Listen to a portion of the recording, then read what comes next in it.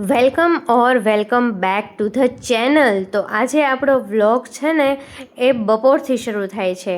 તો આજે સૌથી પહેલાં હું બનાવવાની છું મકાઈ અને પનીરનું શાક. એની માટે મેં મકાઈ એક બાફી લીધી છે અમારા 3 જણા માટે. તો એક મકાઈ, તમારા ઘરમાં ઝાઝા સભ્યો હોય તો તમે ઝાઝી મકાઈ લઈ શકો છો. ત્યારબાદ પનીરના મેં ટુકડા કરી નાખ્યા છે અને ટુકડા કરી અને એને છે ને તેલમાં ફ્રાય કરી નાખ્યા છે.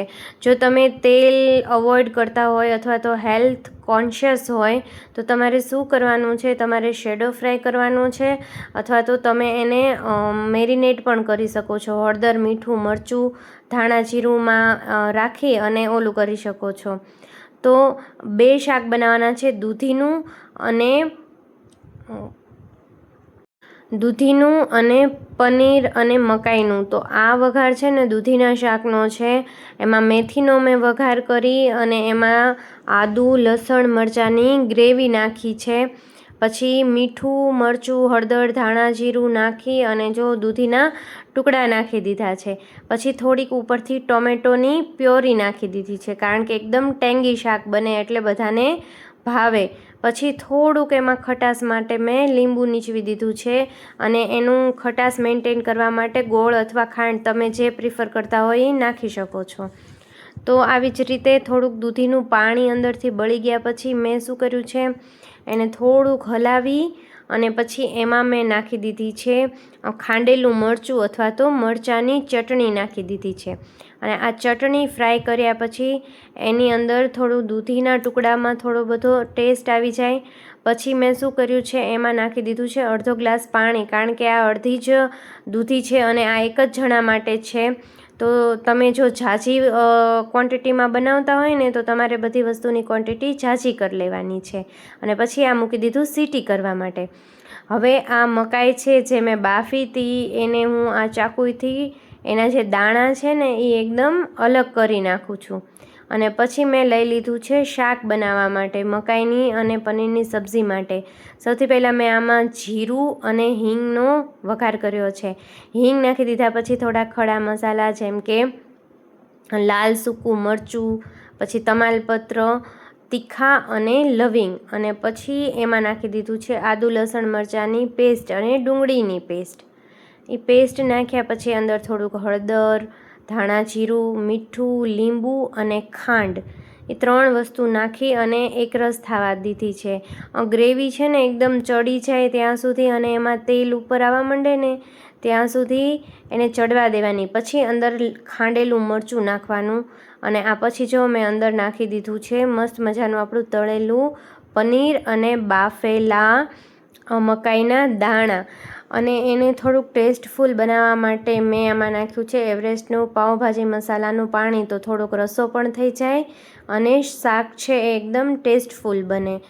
તો હવે લંચ તૈયાર થઈ ગયો છે. જો બની છે સરસ મજાનું ગ્રેવીવાળું દૂધીનું શાક અને પનીર અને મકાઈના દાણાનું શાક.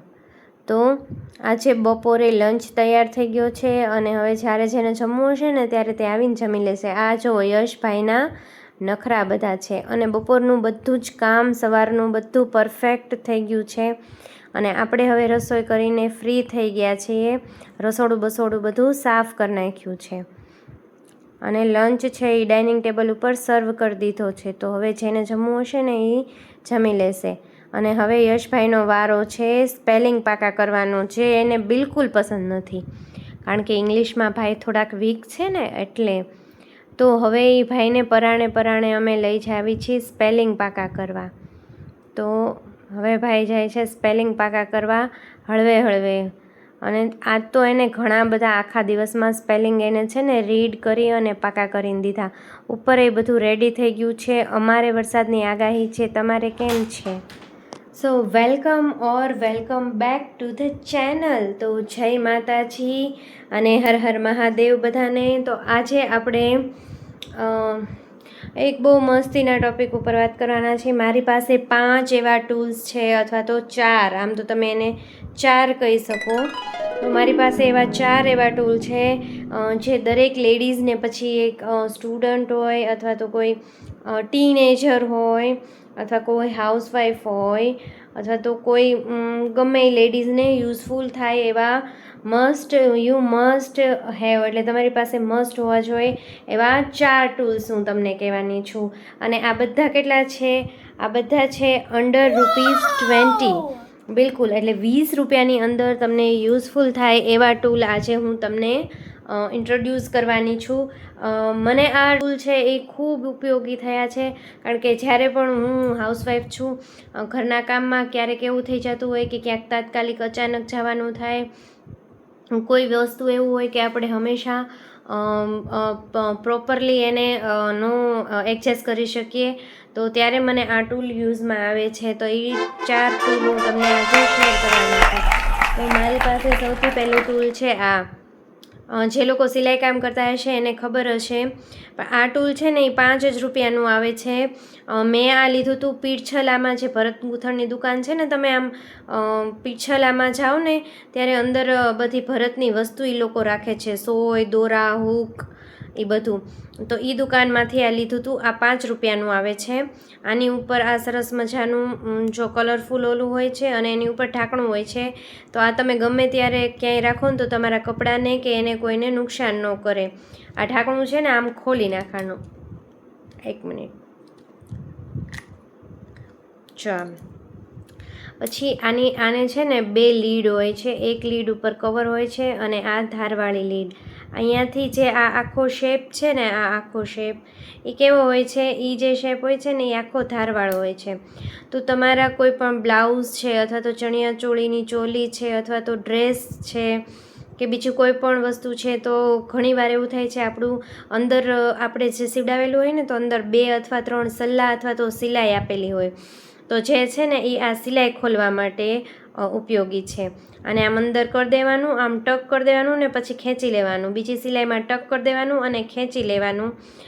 હું તમને આનો એક ડેમો પણ બતાવીશ તો ત્યાં સુધી. તો આ એક ટૂલ છે, આ બહુ યુઝફુલ છે. આ 5 જ રૂપિયાનું છે, પણ તમારે આનાથી ઘણી મુશ્કેલ સોલ્વ થઈ જાય. જો તમે કાતરથી કાપો, બ્લેડ અથવા સોય તો છે ને 100% તમે સલ્લા ખોલો ને એટલે એ વળી જ જાય, પછી કાંઈ કામની ન રહે. પણ આ 5 જ રૂપિયાનું છે, પણ આનાથી એવી મસ્ત સિલાઈ ફટાફટ ઉકેલાઈ જાય ને. 3 થી 4 સિલાઈ તમારે 10 મિનિટમાં આનાથી ઉકેલાઈ જાય.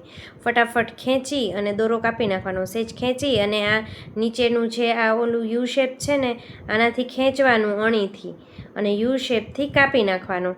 એટલે આ એક ટૂલ મારી પાસે છે જે મને બહુ ઉપયોગી છે.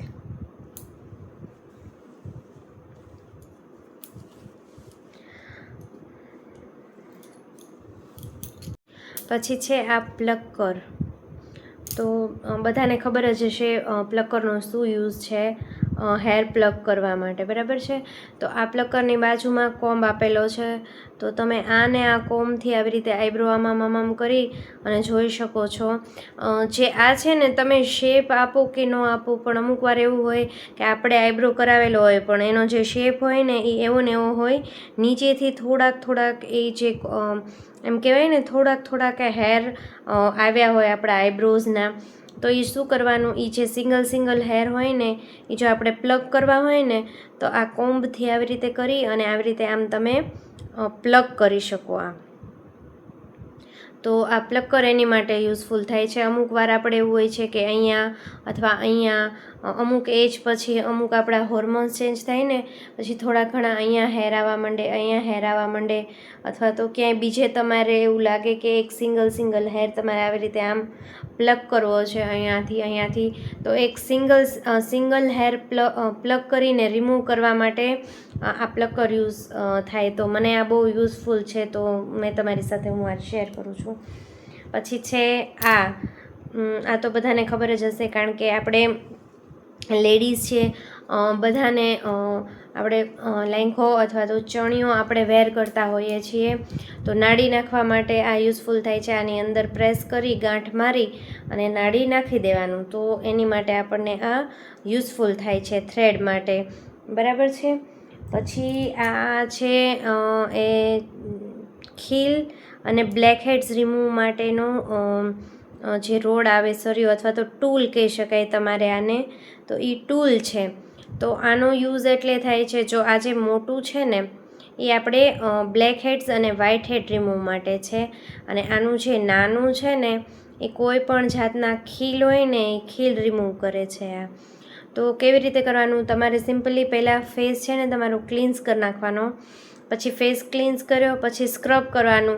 ઓછામાં ઓછું 2 થી 3 મિનિટ તો તમારે અપર સાઈડ, કોઈ દિવસ છે ને તમારે ફેસ જ્યારે તમે સ્ક્રબ કરો અથવા મસાજ કરતા હોય ને ત્યારે તમારે શું કરવાનું, always lift your face upper side. Okay, તમારે તમારો ફેસ છે એને અપર સાઈડ લિફ્ટ કરવાનો છે, આમ બરાબર. એટલે ઓલવેઝ મસાજ લાઈક દેટ. તો તમારે શું કરવાનું છે, તમે મસાજ 2 થી 3 મિનિટ તમારે સ્ક્રબ લગાડીને, થોડુંક વોટર હોય તો વોટર અને આઈસ હોય તો આઈસ લગાડીને તમારે તમારો ફેસ પહેલાં સ્ક્રબ કરી નાખવાનો છે. પછી સ્ક્રબ કર્યા પછી સરસ મજાની 1 થી 1.5 મિનિટની સ્ટીમ લેવાની છે. સ્ટીમ લીધા પછી જ આ ટૂલનો ઉપયોગ કરવાનો છે, નકર આ ટૂલ યુઝ નહીં થાય. સ્ટીમ લેશો ને એટલે આપણી જે સ્કિન હોય ને એમાં ઝીણા ઝીણા નાના નાના પોર્સ હોય છે. તમે જ્યારે સ્ટીમ લેશો ને ત્યારે એ પોર્સ શું થઈ જશે, ઓપન થઈ જશે. અને ઓપન થઈ જશે ને પછી તમારે શું કરવાનું છે, સિમ્પલી જો મારે અહીંયા બ્લેક હેડ્સ છે, અહીંયા બ્લેક હેડ્સ છે અને અહીંયા બ્લેક હેડ્સ છે અને અહીંયા બ્લેક હેડ્સ છે. તો જ્યારે તમે સ્ટીમ દેશો ને ત્યારે આ બધું છે એ ખૂબ જ કૂણું પડી જશે અને સેન્સિટિવ થઈ જશે. પોર્સ છે ને એ તમારા એકદમથી ઓપન થઈ જશે. તો હવે શું કરવાનું છે, જો આ ભાગ છે ને એનો, આ ભાગ એને તમારે શું કરવાનું છે, આ તમારા અહીંયા વ્હાઇટ હેડ્સ અથવા બ્લેક હેડ્સ છે તો આને શું કરવાનું છે, તમારે અપરની સાઈડ હળવે હળવે થોડું થોડું પ્રેસ કરીને આમ કરવાનું છે. અપર સાઈડ એને લિફ્ટ કરવાની છે. જેમ તમે આને અપર સાઈડ લિફ્ટ કરશો ને એવી જ રીતે આ છે ને આની અંદર તમારા જે વ્હાઇટ હેડ્સ છે ને એ પુલ થઈને બહાર આવતા રહેશે. એકવાર યુઝ કરતાં પહેલાં અને યુઝ કર્યા પછી તમારે શું કરવાનું છે, ઓલવેઝ સેનિટાઈઝ, આને સેનિટાઈઝ કરવાનું છે. તો તમારે છે ને સ્કિનમાં કોઈ ઇરિટેશન કે કોઈ બેડ ઇફેક્ટ ન થાય. નોઝને પણ તમે આવી રીતે કરી શકો છો. પછી એવી જ રીતે ઘણીવાર તમને ખીલ થઈ જાય છે, બરાબર. જેમ કે મને અહીંયા ખીલ છે તો મારે જ્યારે સ્ટીમ લીધેલી હોય ત્યારે મારે શું કરવાનું છે, આ ભાગ યુઝ કરવાનો છે, આવી રીતે આમ પ્રેસ કરવાનો છે. આમ તમે પ્રેસ કરી અને આવી રીતે પુલ કરી દેવાનો છે. એટલે તમારું પિમ્પલ છે એ ત્યાંથી સાફ થઈ જશે અને નિશાન પણ નહીં રહે. પછી બધું કર્યા પછી તમારે ઓલવેઝ, તમે પિમ્પલ માટે આ યુઝ કરતા હોય કે પછી પિમ્પલ માટે યુઝ કરતા હોય કે બ્લેક હેડ્સ વ્હાઇટ હેડ્સ માટે, ઓલવેઝ પહેલાં ક્લિન્સ કરવાનું, સ્ક્રબ કરવાનું અને સ્ટીમ લેવાની. આ 3 પ્રોસેસ પછી જ આનો યુઝ કરવાનો, નકર આ છે ને તમારી ચામડી છોલાઈ જશે. અને આનો યુઝ કેવો રીતે કરવાનો છે, ખૂબ જ હળવા હાથે યુઝ કરવાનો છે. ખાલી જો એમ કરી અને આમ કરી અને આમ, એવી રીતે. તો આ એક ટિપ્સ મારી આગળ હતી. આ 4 ટૂલ હતા. એવી જ રીતે મારી પાસે એક આ મોટો પણ છે, એક આ મોટો પણ છે. આ થોડોક પાતળો અને નાનો, બરાબર. તો જ્યારે તો તમે તમારું સ્કિન કેર અથવા તો તમે ફેસ પેક લગાડ્યો હોય, એ વસ્તુ કરવાની હોય, તમારે ક્લિન્ઝિંગ કરવી હોય અથવા તો ઘર બેઠા તમારે ક્લીનઅપ કરવું હોય તો ત્યારે આ બે ખૂબ યુઝમાં આવે છે. પછી આ લગાડી અને આનો યુઝ કર્યા પછી તમારે ફેસ ઉપર એલોવેરા જેલ લગાડી દેવાનું. એટલે શું થઈ જશે, તમારી સ્કિન કામ ડાઉન થઈ જશે. અને જો આ બધું કર્યા પછી જો તમે ફેસ પેક લગાડશો અને પછી તમારે ફેસ પેક લગાડ્યા પછી પણ એક એલોવેરા જેલ લગાડી દેવાનું. તો આ હતી મારી અમુક ટ્રિક્સ જે મને યુઝફુલ થઈ છે, જે ટૂલ મને યુઝફુલ થયા છે એ હું તમારી સાથે શેર કરું છું. સો જો તમને આ ઇન્ફોર્મેશન ગમી હોય તો થંબ બટન લાઈક કરી દેજો. કોઈ પ્રશ્નો, પછી બીજા કોઈ પ્રશ્નો હોય અથવા તો કોઈ જાતની કોઈ પણ વસ્તુની તમારે રેસિપી જોતી હોય તો મને આવડતી હશે તો હું તમારી સાથે શેર કરીશ. તો કોમેન્ટ ડાઉન બિલો તમારે જે રેસિપી જોતી હોય એ રેસિપી, અને ઘણી બધી રેસિપીઓ મેં મારી ચેનલના શોર્ટ્સમાં અપલોડ કરી છે. સો હવે મળીએ પછી આપણે બીજા વ્લોગમાં, આપણા આવતીકાલના વ્લોગમાં. તો આ વ્લોગ પૂરો જોવાનો છે, કન્ટિન્યુ કરવાનું છે. દૂધીની ગ્રેવીવાળી એકદમ મસ્ત મજાની ટેસ્ટી સબ્જી અને મકાઈ અને પનીરની સબ્જીની રેસિપી હું પાછળ નાખું છું. સો પ્લીઝ આખો વ્લોગ જોજો. ડુ લાઈક, શેર, કોમેન્ટ, અને કોઈ પણ પ્રશ્ન હોય તો please ask in comment section. જો મારા નોલેજ પ્રમાણે જેટલું મને આવડતું હશે એટલું હું તમને એ પ્રશ્નનો જવાબ દઈશ. સો ત્યાં સુધી જય માતાજી અને ગુડ બાય.